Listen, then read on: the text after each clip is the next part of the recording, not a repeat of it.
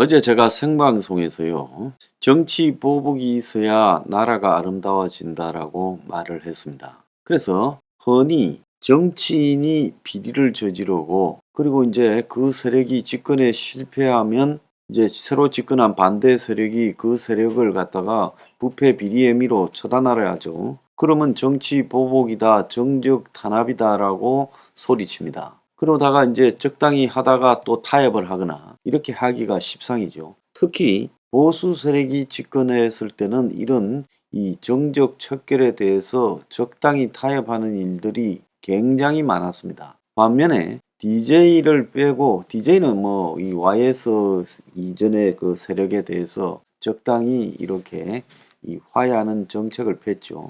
그렇지만 노무현 문재인 시대는 이전에 어떤 정치적 문제가 있었던 사람들을 아주 신랄하게 다뤘고, 그래서 수사하다가 감옥에서 죽는 사람들도 숱하게 나왔습니다. 자, 그런데 이 문제에서 국민을 위해서는 어떤 것이 정답인가 우리가 한번 생각을 해봐야 돼요. 그래서 상대가 이재명이든 누구든 관계없이 국민적 입장에서는 정치 보복이 없다고 생각해 봅시다. 정권이 바뀌면 니도 도둑놈 나도 도둑놈, 그러니까 내가 니를 처벌 안 해야 나도 나중에 처벌 안 당할 거 아니냐. 그래서 우리 여당이 야당을 처벌하지 않으니까 너가 다음에 내 다음에 집권해도 나를 처벌하지 마라. 이런 식으로 이 비리 덮어주기 품앗이로 가게 되면 나라 꼴이 어떻게 되겠습니까? 이 비리 덮기 품앗이라는 거, 이거 굉장히 위험한 거죠. 솔직히 말하면 모든 이 정치하는 사람의 의도는 순수하지 못합니다. 정치하는 사람들에게 순수함을 찾는다라는 것은, 그거는 그야말로 사막에 가서 이 물을 찾는 것과 똑같아요. 그래서 정치 자체가 비순수의 결정체인데, 그래서 정치인이 하는 모든 행동은 의도가 있는 거죠. 자, 그렇지만은 그런 의도가 때로는 좋은 결과를 낳을 수도 있다는 겁니다. 정치인이 집권을 하면 자기 이전에 집권했던 사람들의 비리, 또 자기한테 공격하고 야당으로서 헐뜯고 그리고 약점을 찌르는 사람을 그걸 갖다가 보기 힘들어 한다. 견디기 어려워하죠. 그래서 자기가 가진 이 사정의 칼날을 휘둘러서 제거하고자 하죠. 이게 정치인의 본능이라고 봅니다. 그러면 이런 정치인의 본능이 있기 때문에 이 한국 같은 부패 사회, 저는 한국이 아주 부패한 사회다. 국가 청렴도가 40등이니 어쩌니 하지만은 이거하고 관계없이 한국 사회는 솔직히 말하면 부패 기득권 연합체지 정상적인 국가는 아니라고 생각해요. 제가 좀 무리하다라고 이렇게 생각하는 사람이 있을지 모르겠는데, 여러분들이 아는 아파트가 어떻게 만들어지냐, 어떻게 재개발 재건축이 시작되냐, 또 거기서 누가 돈을 뜯어먹냐, 그리고 그런 허가들이 어떻게 나냐, 그리고 건설회사들이 무슨 짓을 하냐, 그래서 그 아파트가 얼마짜리로 여러분한테 팔리느냐, 왜 이렇게 비싼 집값을 치르고 집 하나가 평생의 꿈이 되어서 살아가고 어떤 사람은 평생 모아도 집도 못 사느냐, 이런 일이 벌어지는 배경에 부패가 있다라고 저는 보고 있습니다. 단지 집 문제만 부패가 아니라 채용에서도 부패가 만연해 있어요. 주요 정치인 아들들, 자식들이 어떻게 대기업에 들어가고, 어떻게 정부 공공기관에 들어가 있고, 어떻게 또 그들이 의사가 변호사가 되는지를 한번 틀어보세요. 지금 장관 하겠다고 나오는 것들 중에 숱한 자들이 그런 문제가 걸리잖아요. 조국이만 그런 게 아니라 조국과 비슷한 사람이 숱하다는 걸, 그건 기정사실입니다. 그래서 조국이 지금 왜 나만 건드리냐, 이런 자세로 지금 저렇게 고개 뻣뻣이 쳐들고 있는 거 아니에요? 그래서 저런 자들은 이 비리의 절대성보다는 비리의 상대성에 집착을 하죠. 다 비리가 있는데 와 나만 잡냐. 소매치기가 버스 안에서 소매치기를 했는데 경찰이 잡으니까 저기에도 소매치기가 있고 저기도 소매치기가 있는데 왜 나만 잡냐, 이렇게 말하는 것과 똑같은 겁니다. 그 정도로 대한민국의 정치나 기득권 사회가 부패해 있다는 겁니다. 그래서 외관상으로 국민이 느끼는 이 생활상의 부패는 많이 줄어들었어요. 옛날에는 동사무소 가도 뒷돈, 병원 가도 뒷돈, 그런 식으로 부패가 만연해 있었는데 이제는 그런 것들은 없어졌지요. 자, 그렇지만은 그 자리를 대체하는 게 뭐냐? 국민의 눈에 보이지 않는 상층에서의 부패가 뿌리 깊게 자리 잡고 있다는 겁니다. 자, 그래서 이런 이 부패 정치인들에 대한 척길이 없이는 대한민국이 사회적 자본을 확보하지 못한다. 러시아가요, 우크라이나한테 싸움이 안 되고 중국이 절대로 경제가 선진국에 못 갑니다. 중국 경제는 이제 정점을 지나서 내리막길로 처박히고 있습니다. 내 자신에요. 왜 그러면 러시아, 중국이 안 되느냐? 그럼 북한이 안 되는 것과 똑같은 이치죠. 북한의 김씨 부자, 세 부자가 만드는 3대 저 왕국의 본질은요, 뭘로 굴러갈 것 같아요? 뇌물로, 부패로 굴러가죠. 자, 월급이 제대로 안 나오는 사회에서 뭘로 다 먹고 살까요? 그래서 뇌물과 부패가 지배하고 있다는 거예요. 마찬가지로 중국, 러시아, 북한 같은 이런 사회. 얼마 전에 뭐 수리남 넷플릭스 시리즈에 보면 그것도 엄청난 부패 사회죠.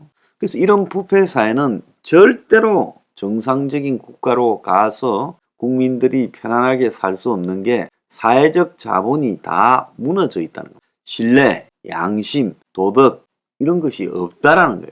자, 그러니까 그런 사회는 외견상으로 어느 수준까지 갈 수 있을지 몰라도 내부는 골마 터져서 결국 어느 단계에 이르면 무너지게 돼 있다는 거예요. 자, 한국이 일본에 저는 바닥을 쫓아가기도 어렵다고 보는 이유가 한국은 일본에 비해서 굉장히 부패했습니다. 일본도 많이 부패했죠. 그 이번에 통일교합의 관계를 보면 그런 정경유착들이 보편적으로 자리를 잡고 있는 것도 사실이지만 그래도 한국 사회보다는 이게 덜 부패했다라고 저는 보고 있습니다.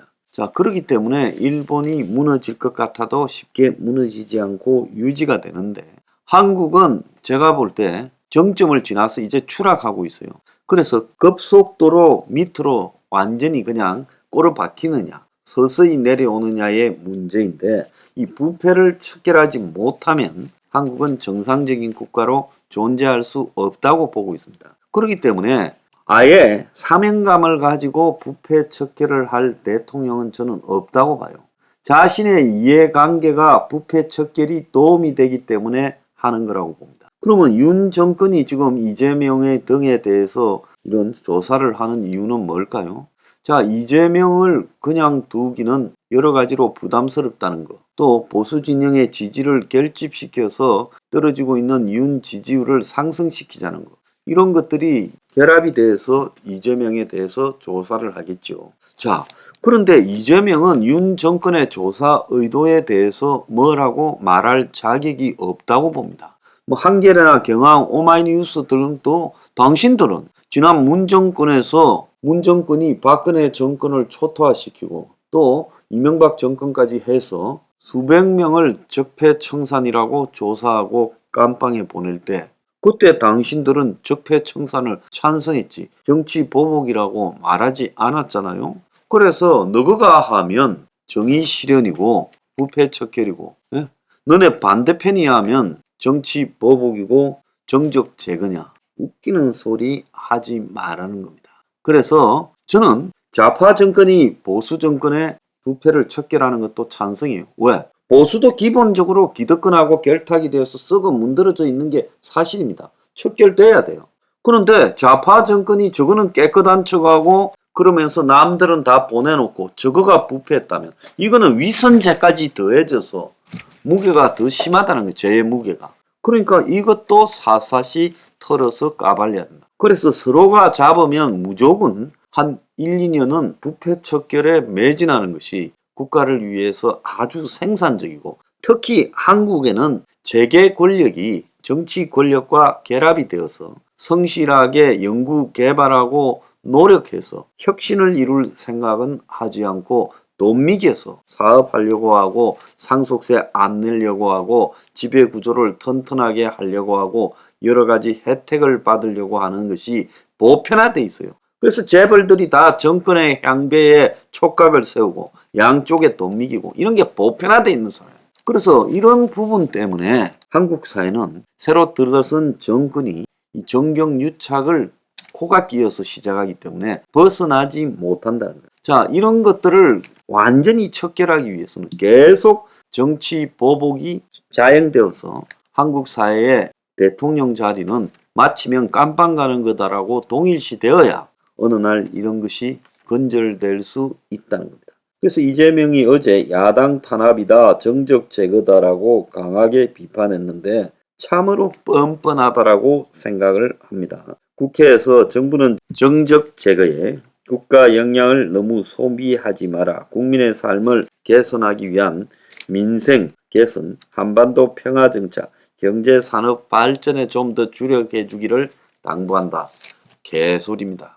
자, 민주당의 검사 출신 조홍천이, 한때 박근혜 정권의 비서관을 했던 조홍천이가 지금 이재명의 성남FC 후원금 의혹 검찰 송치와 관련해 경찰이 현금 기부 천압의 불법성이 있다고 짚었을 거라고 말을 했습니다. 두산건설과 관련된 성남시의 일은 2014-15년에 있었어요. 그러니까 현금 기부 천압이 있기 전에 발생한 일이다. 그래서 그 당시는 현금 기부 천압이 불법이었는데 경찰이 이 문제를 지적했을 수 있다는 거예요.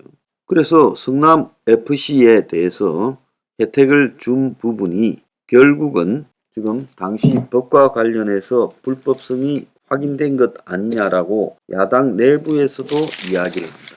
자, 이재명이가 지금 봉화마을로 가서 정부가 야 탄압한다 이렇게 떠들고 있지만은 이 사태의 본질은요, 이재명에게 따라다니는 숱한 부패 의혹들, 이 사람이 한 개가 아니라 아주 다중 부패 의혹에 시달리고 있는데 이번에는 이거 끝을 내야 돼요. 윤이 무슨 의도이든 끝을 내야 되고 이재명은 이 조사에 재판까지 가서 입증을 해야 된다 생각합니다. 정치 보복 같은 헛소리 하지 마세요.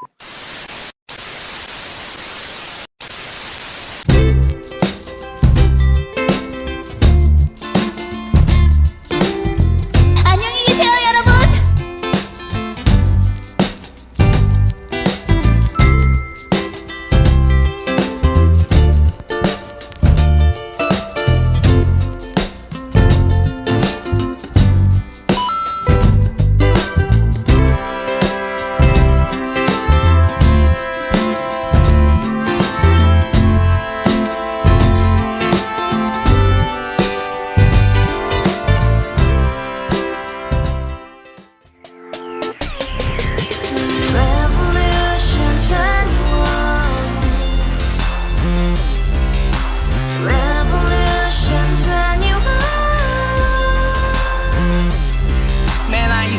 월세 30 코인빚만 300 서울에 온지 벌써 10년 아둥바둥 버텼지만 여전히 난 반지 하에 제왕 곰팡이 연문제약 내비랑 깡통망통 완전히 폭망 고시원 창문만큼 작아진 내 꿈 연애 결혼 내 집 모든 게 헛꿈 1년 전 떠난 여친 울며 말했지 같이 써봤자 평생 가본 게 꼭꼭꼭하지 가바후스 700 나도 소유주 가바후스 700 나의 소유주 택시기사 우라부지 마트 캐셔 우라무늬 우리 집안 다 털어봤자 후줄 그래 개선민 내 미래 거기서 팍 끝난 거지 팍더 이상 노력 따윈 괴물이 스펙 찾아 산말리 비오는 날 알바 잘려 맨날 학원 날 개쳐 발려 밤비 내리는 양화대교 홀로 걷고 있을 때 현수막에 아로 새겨진 평당 700짜리 아파트 다같이 소리 질러 혁명 21 가바후스 700 나도 소유주 가바후스 700 나의 소유주 You and I, we live together in the house, brand new day, and your dream had just begun. Yeah